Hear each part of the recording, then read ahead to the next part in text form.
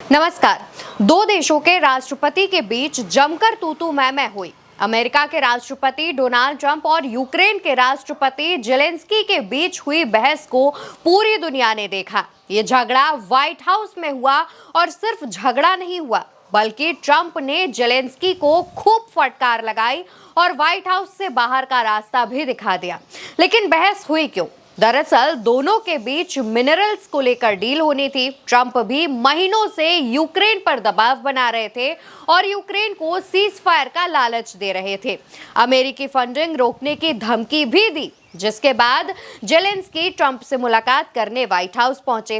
अब शुरू से बताते हैं कि दोनों के बीच हुआ क्या था। सबसे पहले जेलेंस्की व्हाइट हाउस पहुंचे, जहां उन्हें रिसीव करने खुद अमेरिकी राष्ट्रपति डोनाल्ड ट्रंप बाहर मौजूद थे। उनसे यानी कि जेलेंस्की से उन्होंने हाथ मिलाया, बाहर खड़ी मीडिया की तरफ इशारा करके कहा कि ये आज अच्छे से तैयार होकर आए हैं। इसके बाद राष्ट्रपति व्हाइट हाउस के ओवल हाउस पहुंचे, जहां मीडिया के बीच दोनों की बातचीत होनी थी। रूस और यूक्रेन के बीच जंग को रोकने के मुद्दे पर बातचीत शुरू हुई। शुरू के 35 से 40 मिनट तक ठीक तरीके से बातचीत होने लगी, लेकिन बात तब बिगड़ी जब उपराष्ट्रपति जेडी वेंस, जो कि ट्रंप की साइड बैठे हुए थे, उनकी एंट्री इस बातचीत में होती है। उपराष्ट्रपति वेंस बातचीत में जेलेंस्की से कहते हैं कि आपको इस जंग को रोकने के लिए राष्ट्रपति ट्रंप का शुक्रिया कहना चाहिए। और इसके बाद से ही उपराष्ट्रपति जेडी वेंस लगातार यूक्रेन के राष्ट्रपति जेलेंस्की पर ट्रंप को शुक्रिया कहने का दबाव बनाने लगे। हालांकि जेलेंस्की इस बीच कई बार बोले कि उन्होंने ट्रंप का शुक्रिया कई बार अदा किया है, लेकिन उपराष्ट्रपति जेडी वेंस अमेरिकी मीडिया के सामने जेलेंस्की को झुकाने की कोशिश कर रहे थे। कई लोगों ने कहा कि उपराष्ट्रपति लगातार ट्रंप की गुड बुक में शामिल होने के लिए, ट्रंप की चापलूसी करने के लिए यूक्रेन के राष्ट्रपति के सामने बार बार शुक्रिया कहने का मुद्दा उठा रहे थे और उन पर दबाव बना रहे थे। हालांकि दोनों की बातचीत के बीच ही ट्रंप अचानक जेलेंस्की को फटकारने लगते हैं और यहीं से मामला बिगाड़ना शुरू हो जाता है, क्योंकि ट्रंप ना सिर्फ जेलेंस्की को फटकारते हैं बल्कि अपनी शेखी भी भगाड़ने लगते हैं। ट्रंप कहते हैं, you are in no position to dictate, यानी आप हमें मत बताइए कि हमें क्या महसूस करना चाहिए। हमने आपको इस बेवकूफ राष्ट्रपति बाइडेन के जरिए $350 बिलियन दिए। यानी कि ट्रंप ने जेलेंस्की का अपमान तो किया ही, साथ ही पूर्व राष्ट्रपति जो बाइडेन को बेवकूफ भी कहा और साथ ही साथ बाइडेन ने जो $350 बिलियन की मदद यूक्रेन को की थी, इस पर भी नाराजगी जताई और कहा कि हमने आपको हथियार दिए हैं, अगर हमारे हथियार ना होते तो रूस और यूक्रेन के बीच की चल रही जंग 2 हफ्तों में खत्म हो जाती। ऐसा सुनकर यूक्रेन के राष्ट्रपति जेलेंस्की भी सीधे सीधे ट्रंप से कहते हैं कि 3 दिन, 2 हफ्ते नहीं, 3 दिन में सब खत्म हो जाता। इसके बाद बहस आगे बढ़ती है और बार बार उपराष्ट्रपति जेडी वेंस यूक्रेन के राष्ट्रपति जेलेंस्की पर शुक्रिया कहने का दबाव बनाते रहते हैं। और जब भी यूक्रेन के राष्ट्रपति जेलेंस्की कुछ भी कहने जाते हैं, तब कभी ट्रंप तो कभी उपराष्ट्रपति जेडी वेंस उन्हें बीच में रोक देते हैं। आखिर में ट्रंप भी जेलेंस्की से शुक्रिया बोलने को कहते हैं और कहते हैं कि आपको ऐसा करना होगा। और जब ऐसा माहौल देखते हैं, यूक्रेन के राष्ट्रपति जब खुद पर दबाव महसूस करते हैं, तब मायूसी के बाद वो कह देते हैं कि अब ठीक है, बस हो गया। लेकिन जानकारी ये भी सामने आती है कि इसके बाद जेलेंस्की को व्हाइट हाउस से जाने के लिए कह दिया गया, व्हाइट हाउस से बाहर निकलने के लिए कह दिया गया। हालांकि दोस्तों, जब दोनों के बीच बहस चल रही थी, तब अमेरिका में यूक्रेन की राजदूत ओक्साना मार्कोवा काफी परेशान दिखी।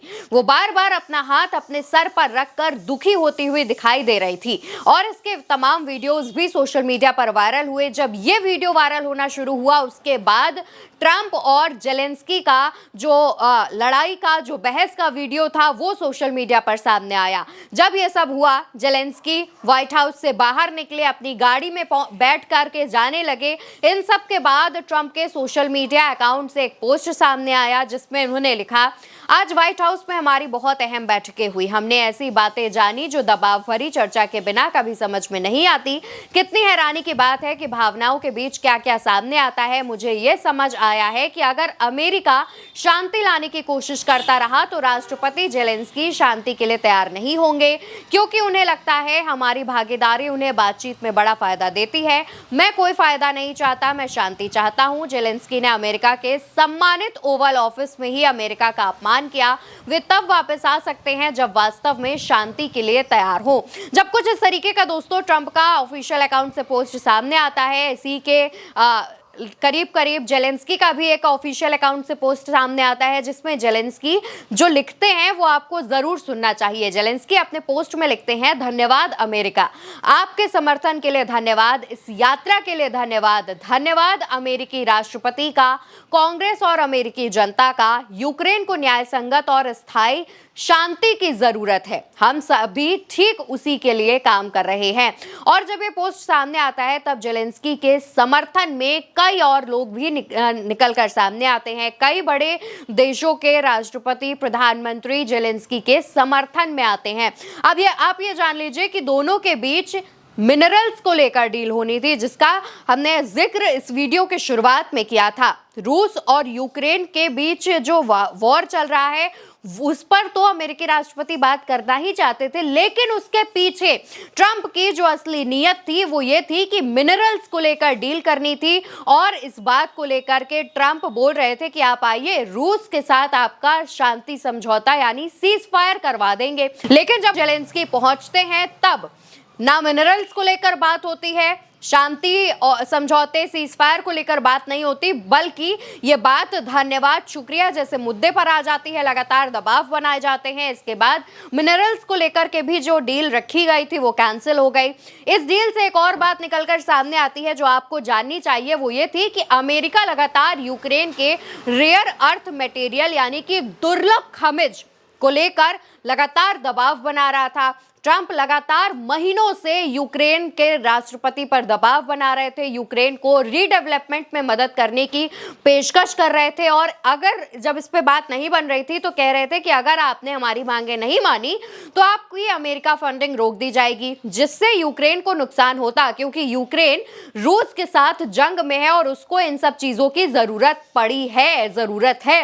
इसके बाद जेलेंस्की ट्रंप से मुलाकात करने पहुंचे, लेकिन दोनों के बीच बात नहीं हुई, उल्टा बहस हो गई। हालांकि दोस्तों अब देखना होगा कि इस बहस के बाद क्या यूक्रेन की जो मदद अमेरिका इतने दिनों से कर रहा था वो रोक दी जाएगी, क्या अमेरिका अब रूस का साथ देगा और यूक्रेन के लिए मुसीबत बन जाएगा। हालांकि ये वो तमाम सवाल हैं जिन पर चर्चा की जा रही है, लेकिन इस बहस को लेकर के आपकी क्या राय है उसका जवाब कमेंट सेक्शन में बताइएगा। और साथ ही ट्रंप के इस रवैये को लेकर आप क्या कहना चाहते हैं वो भी कमेंट सेक्शन में बताते हुए जाइएगा।